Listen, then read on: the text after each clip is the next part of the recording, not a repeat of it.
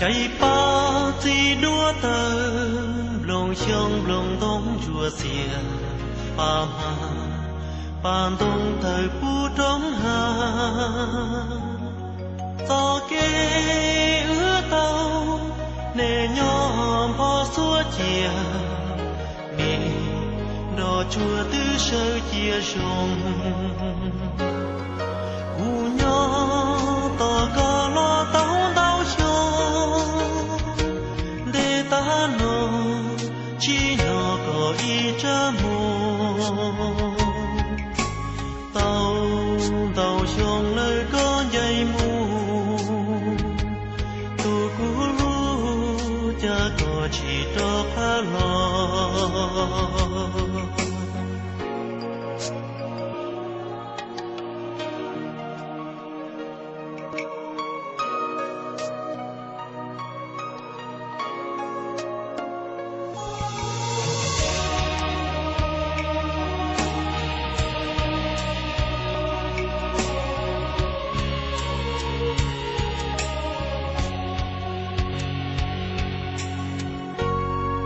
tụi mình nâng rong Chỉ thấu xin dạy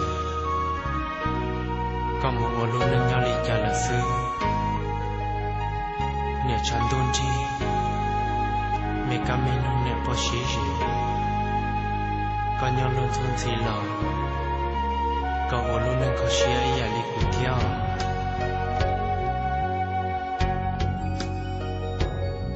Chữ gió xía nhỏ Tỏ có lo dĩ châu sông Chỉ nó có mong có nhớ khó thư Tìa tu xía ra